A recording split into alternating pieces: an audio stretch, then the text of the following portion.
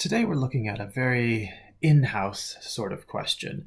When an Anglican meets another Anglican and he or she is particularly invested in our tradition, one of the first questions they'll ask, especially a clergy person, is, what is your favorite version of the Book of Common Prayer?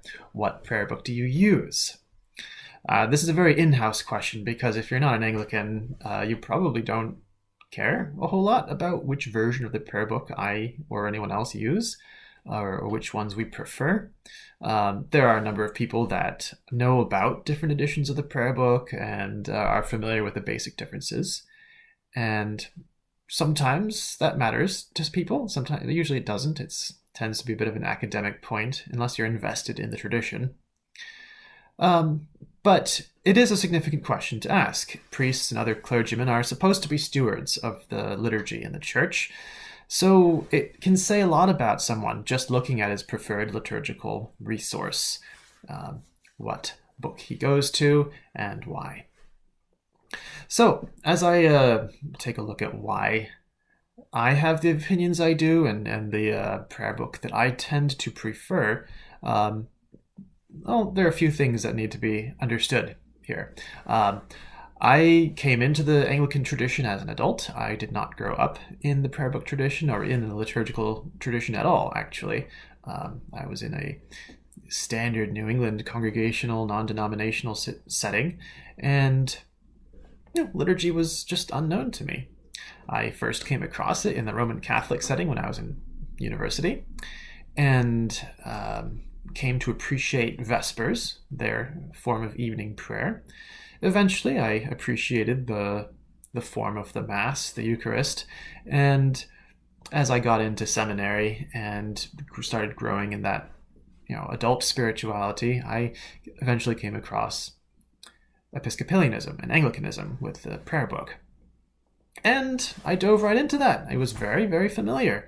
My experience with Vespers was similar to evening prayer in the Anglican tradition, and the Roman Mass is very similar to the Anglican communion service. So I felt very at home very quickly. Now, of course, then, I was being trained in the 1979 prayer book, which was and still is, the standard official prayer book of the Episcopal Church USA. And that is where I learned about the prayer book tradition. Now, I was told about the 1662 prayer book in England, which was and is the standard officially for prayer books across the world.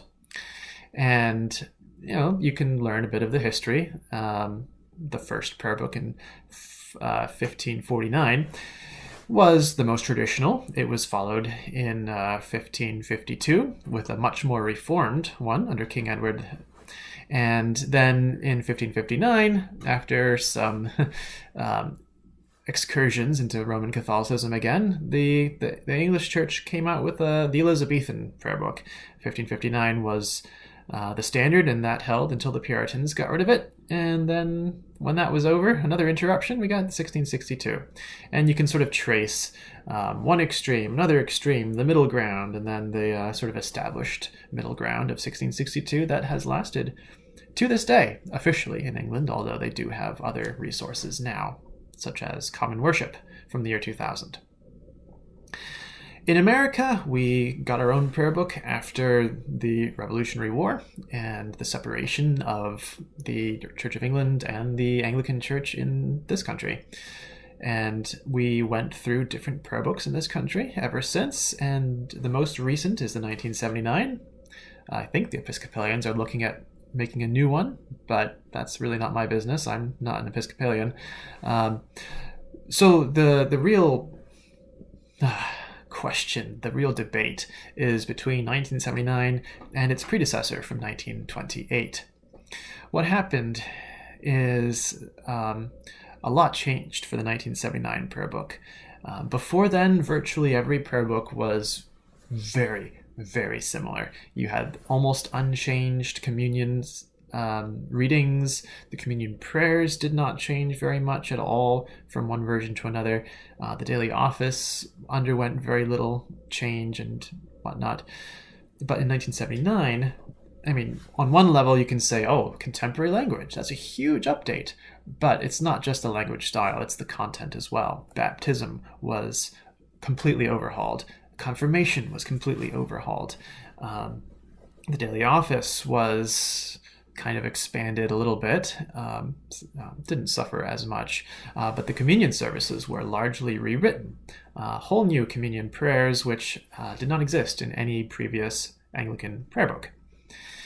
Now, some of this was supposed to be pulling back from early church material. Some of that was good scholarship. Some of that was kind of spurious. These things happen when you're trying to, study history and learn and bring back old things. Sometimes you do a good job, and sometimes it doesn't work out very well. So the 1979 prayer book is quite a mixed bag. It has a lot of neat things to bring to the table, and some of the new things were good. It provides Liturgy of the Palms and an Easter Vigil and special liturgical stuff for Maundy Thursday and Good Friday. These are not bad things, and to some degree, High Church Anglicans were trying to bring that sort of thing back for centuries. Well, maybe only a couple centuries. I don't know, but anyway. So a lot of change in 1979. So I was trained in that 1979 prayer book and had to interpolate back into the old tradition. And eventually it was brought forcibly to my attention from a friend of mine that the difference between 79 and previous books is enormous. I didn't realize just to what extent that was true until I finally looked at the 1662 prayer book. And this timing for me personally was perfect because I had finished seminary, I was a deacon, and I was preparing for my ordination to the priesthood when I would begin my ministry at the church I currently serve. It was the perfect timing to discover that the 1979 book is very different from everything that came before, and then I could start learning, okay, well, let's dig into this Anglican tradition that I have only glimpsed so far. And of course, in America, we've got tons of proposed prayer books and partial prayer books and rewritten prayer books. And so the fields were ripe for the harvest and ripe for searching at different fruits that have come up. How to worship in the Anglican tradition in the modern day. So out of that, I have sort of come upon a general principle. I'm found that I'm a liturgical purist, but not a liturgical fundamentalist. A fundamentalist, in this sense, I'm saying, is someone who says, this is the one book and everyone must use it because it is the best. There are people like that for the 1662 prayer book. Why can't we just go back to this? And there are people like that for the 1928. This is the perfect apex of all liturgy ever. No offense to those who love these books. I mean, I like them too. But they're not perfect. They're not the Bible. I mean, not that even a Bible translation is perfect necessarily. So, prayer books are here, and we have them. And I tend to be a liturgical purist. I say, all right, here's our tradition, and yes, it takes different forms at different times. Let's work with that and bring that into the modern age.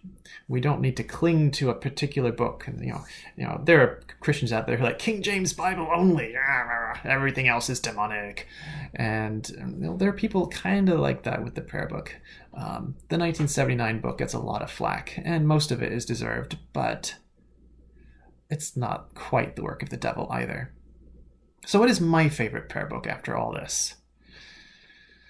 Well, I've taken flack for this already, and I probably still will, but I honestly think that my favorite at this point is the 2019 prayer book, and it's only barely being printed right now. I've been following the liturgical process of our task force here in the Anglican Church in North America for the past several years. Their first Eucharistic canon and their first daily office was published online, practically the same time I became a priest. So I've been growing up, so to speak, in ministry with ACNA liturgy. I've been following its changes, tracking it with older tradition and with 1979 prayer book tradition. So I've been quite invested in this, and I can see what it's doing, why it's tracking with modern tradition and old tradition in different places. So 6 favorite things that I really like about the 29 book. It has a robust daily office. I really respect the 1928 prayer book's communion service, but its daily office is a bit anemic in my opinion, and it brings in some odd choices with like the you can swap around the wrong creed into the office, and the prayers are shortened, and it's, I don't know. Our 2019 daily office is much more like the original, and that makes me happy because I like long liturgies apparently. Another thing I like about 2019, the prayers of confession are the historic ones, just in modern translation. Something that the 1979 prayer book did was create a new, shorter prayer of confession and then stuck that into everything. It's in the daily office and in the communion service. Originally, those 2 services had their own separate prayers of confession. Why bother with having different ones? Well, they bring out different aspects of what confession looks like in our relationship with God. And, it's one thing to bewail our manifold sins and wickedness, and it's another thing to recognize that we are sheep who have gone astray. So it's nice to have those different prayers back. The third thing that I like about the 2019 book is that it has the Eucharistic canon, or the communion prayers, which are historically conformed. Unlike the 1979, the general content of those prayers is very much taken from pre-existing prayer books in America in particular. And for those who are 1662 fans, there are a set of rubrics, instructions, telling you how to rearrange the communion prayers to conform mostly to the way it worked in the 1662 prayer book. So people with different preferences and churchmanships can make use of the same book and, coexist, work together.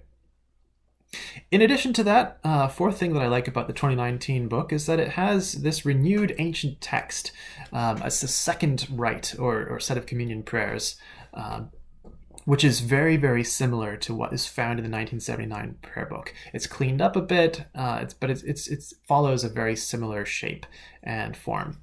For those who are really, really committed to the 1979 tradition, they've got this bone thrown to them. Here, you can use this renewed ancient text, and hopefully it's a better working of the early church material that a lot of the contemporary stuff was meant to go back to. Fifth thing that I really like about our new prayer book is that it has midday prayer and compline. It has the anointing of the sick with oil. It has sacramental confession, reconciliation with a priest. And it has the special liturgies for Ash Wednesday and Palm Sunday and Holy Week and so forth. The original prayer book tradition didn't include all that. That was a little too much. Either considered too papist or too complicated, I don't know.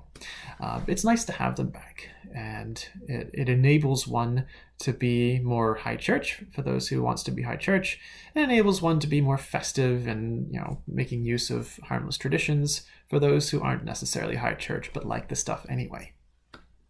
And then the last thing that I really like about this new book is that its Psalter is, I think, the best modern language version of the Psalms that we've ever seen. The 1979 prayer book had a new translation of the Psalms, and it's really not that exciting. Common Worship over in England also has a modern translation, and that too is kind of uninspiring. But we've got one now that is much more in tune with the traditional translation of the Psalms that the prayer books have used, but rendered in contemporary language. It's still very stilted language, still rather poetic. Just the these and the thous are gone, and the words that you don't understand in modern English have been replaced, and yet they've worked very hard to keep the original cadence and feel of the old Psalter translation, so that you can still use the same chants pretty easily. I mean, yeah, that's kind of a specialist thing to say, but these things matter to some of us, and it's fun to be able to sing it again. Now, I don't have rose-colored glasses for this prayer book. I can list a few things that I'm not happy about, because I've been following its development, and I saw when things changed and things went different ways. I'm not crazy about the fact that the Daily Office Lectionary is a bit flimsy in the way it handles the holy days. I'm not at all happy that we still have this modern, or dare I say modernist, 3-year communion lectionary instead of the traditional 1-year lectionary. The renewed ancient text communion prayers has an epiclesis, which is fine, except that it's really explicit and it's after the words of institution. So if you have a sort of Catholic or even Lutheran just view of how Holy Communion works, so to speak, you've got this really awkward calling down of the Holy Spirit to consecrate the elements after the words, "This is my body and blood," have already been spoken. And that's just inappropriate. Maybe even blasphemous if you feel strongly about it. And a couple other things about this prayer book that are imperfect for some. I mean, the ordination of women to the diaconate and the priesthood is controversial in many corners of the ACNA. So that's an upset for a lot of people. And the fact that this prayer book allows for it, I mean, is going to be part of the ongoing challenge of getting along. And then last of all, this is perhaps more of a structural issue. The collects of the day for each Sunday and Holy Day are printed in a separate section than the lectionary. So you need to look to this page for the collect of the day and then this page for the lessons. And, that's so much page flipping. The traditional prayer books had them all together. And like the 79 book, we have to go to all these different places to put together one communion service, which I think is making this book more complicated than it needs to be. But anyway, so, pluses and minuses. Nothing is perfect. That's why we change prayer books from time to time. In England, during the Reformation, it was a bit more of a battle. And in the US, we've updated the prayer book maybe every 50 years, roughly. But we did our best under the circumstances, and hopefully we'll do well with this new book. In the meantime, if you're trying to find a way to use this 2019 prayer book with an eye on Anglican tradition and precedent, what came before, without just sort of slavishly following into the modernist mindset, well, I'm here to help. I have the St. Alfred customary going on, link in the description below, I guess. You can click on that. That's a blog where I'm putting out advice on how we can make use of this prayer book in a traditional way, as well as just teaching and educating people about liturgical tradition specifically and in general. And hopefully, God willing, this will coalesce such that I can put together an actual book to complement the prayer book, and they can work together to say, here is one way of executing the 2019 prayer book such that it pays more attention to our classical Anglican tradition. So that's my favorite prayer book, the 2019. I do respect and enjoy elements of previous books for sure, and there are tons of other unofficial prayer books that I have learned from, and perhaps I can put some links in the comments, or in the description underneath this video here, so you can take a look.